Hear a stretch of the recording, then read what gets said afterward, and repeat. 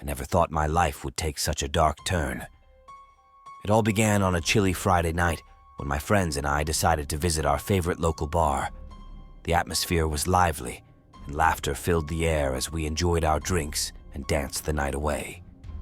Little did I know that this night would be the start of a terrifying ordeal.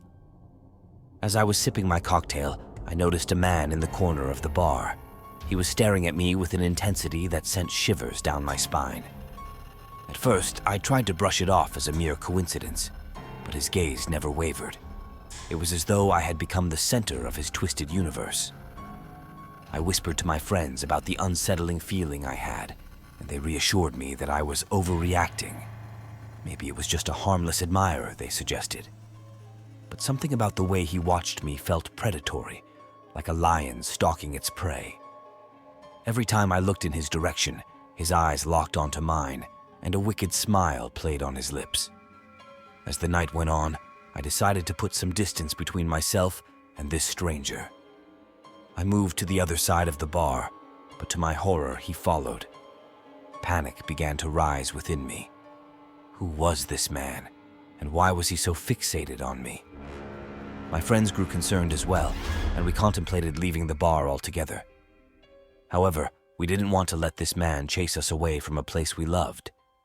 So we decided to stay, but we kept a watchful eye on him, trying to make it clear that his advances were unwelcome. But it only seemed to make him more determined. He started sending drinks over to our table, each one accompanied by a note professing his love for me. The contents of those notes were disturbing, filled with delusions of a life together that we had never shared. His obsession was spiraling out of control. We finally decided to call the bartender and alert him to the situation. The bartender was understanding and asked the man to leave, but that only seemed to enrage him. He left the bar, but I knew he wasn't gone for good. I felt a sense of dread, like I was being hunted. In the days that followed, I couldn't shake the feeling that I was being watched.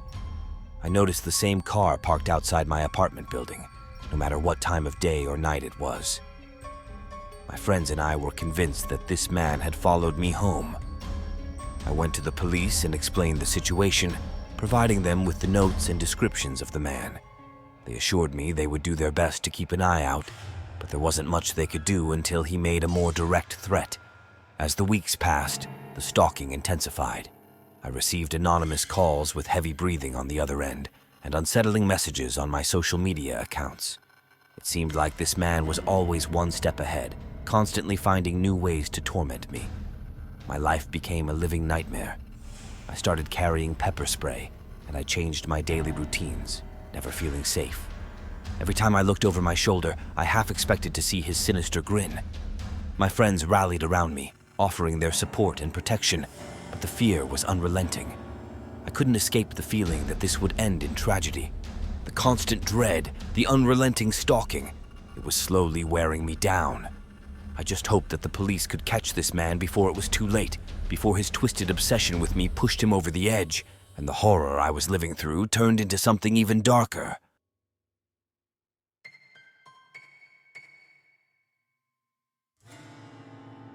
I'm a bartender at a seedy little dive bar in the outskirts of town. It's not the most glamorous job, but it pays the bills, and I get to meet some interesting characters. Or so I thought. About a month ago, a new customer started coming in regularly. He was a tall, lanky man with greasy hair and a creepy smile. He always sat at the same stool at the end of the bar and ordered the same drink, a neat whiskey. At first, I didn't think much of him. He was just a regular customer, but then he started getting weird. He would stare at me intently while I was working, and whenever I made eye contact, he would give me a lecherous grin.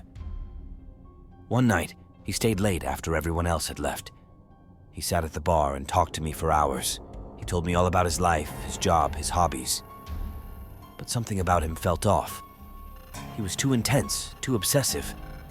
I tried to politely end the conversation, but he wouldn't let me. He kept asking me personal questions, and when I refused to answer, he got angry. He told me that I was being rude and that I didn't know how lucky I was to have him interested in me.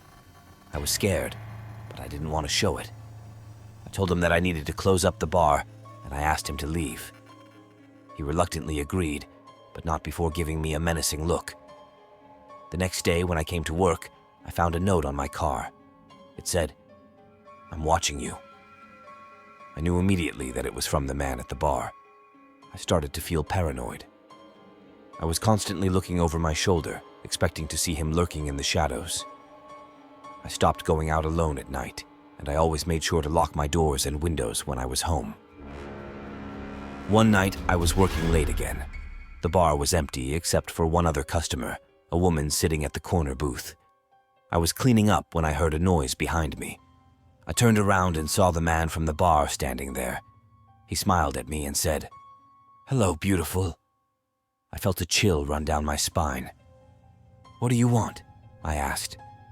"I just wanted to see you," he said. "I've been thinking about you a lot." "Please leave," I said. "I don't want to see you." He ignored me and walked towards me. I backed away, but he kept coming closer. I started to panic. "Help!" I screamed. The woman in the corner booth looked over at us. She got up and ran towards the door. But it was too late. The man grabbed me and covered my mouth with his hand. I struggled and tried to scream, but he was too strong. He dragged me out of the bar and into the alleyway behind. I thought he was going to rape me, but he didn't. He just stood there looking at me with his cold, dead eyes. "I love you," he said. I shuddered in disgust. "I don't love you," I said. "I hate you." He smiled. "You will," he said. He raised his hand and punched me in the face. I blacked out. When I woke up, I was lying in a dark room. My head was pounding and my face was throbbing. I tried to sit up, but I was tied to a chair. The man from the bar was standing in front of me. He was holding a knife. "Welcome back," he said. I screamed. "Let me go," I begged. He smiled. "Not until you tell me you love me," he said. I shook my head. "I'll never love you," I said. He frowned. "We'll see about that," he said.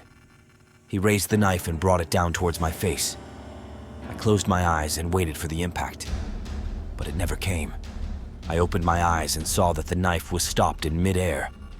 A woman was standing in front of me, holding the man's wrist. The woman was beautiful. She had long, flowing black hair and piercing blue eyes. She was wearing a long white dress.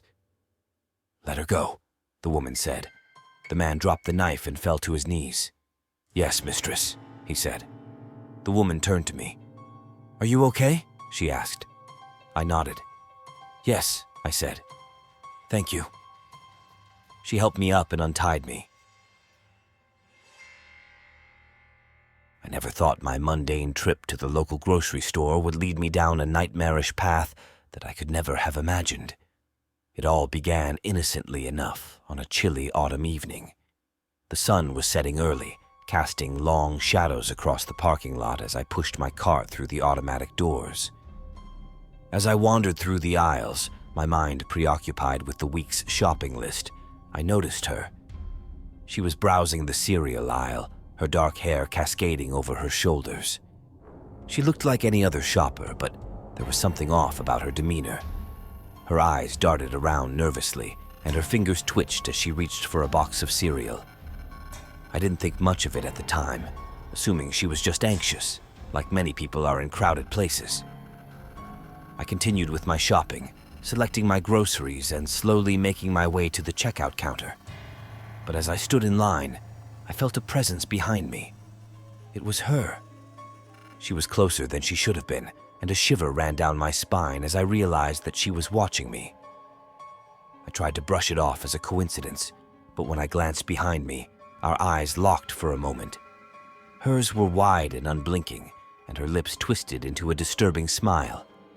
My heart raced, but I told myself it was all in my head. I quickly paid for my groceries and exited the store. The cool air outside provided some relief, and I convinced myself that I had simply imagined the whole thing. But that relief was short-lived. Over the next few days, I noticed her presence everywhere. When I went to the park to jog, she was there, sitting on a bench, watching me with the same unsettling gaze. I saw her at the coffee shop I frequented, always sitting in the corner, never ordering anything. She even started showing up near my apartment building. I began to grow paranoid, wondering if I was simply the victim of a series of bizarre coincidences. But it soon became clear that this was no accident. She knew my routine, my favorite places, and it felt like she was always one step behind me. One evening, I decided to confront her. I spotted her near my apartment building again and approached, my heart pounding in my chest. "Who are you?" I demanded, my voice shaky. She looked at me with those eerie, unblinking eyes and finally spoke. "I'm your biggest fan. I've been watching you for a long time." My blood ran cold and I quickly retreated to my apartment.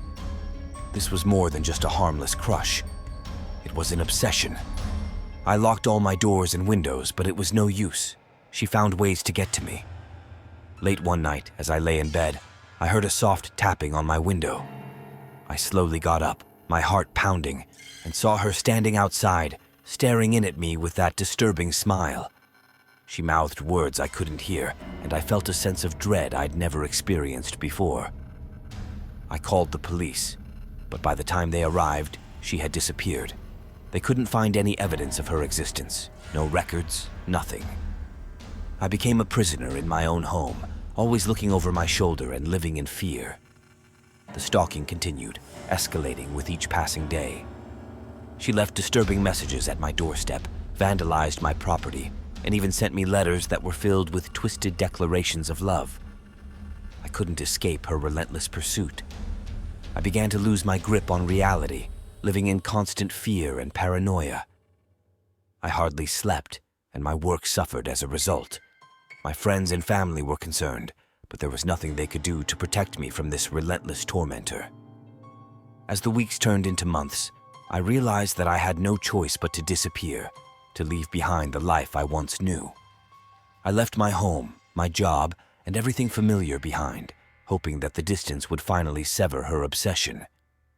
To this day, I live in a different city, under an assumed name, always looking over my shoulder, haunted by the memory of that crazy girl from the grocery store and the chilling, relentless nightmare she brought into my life.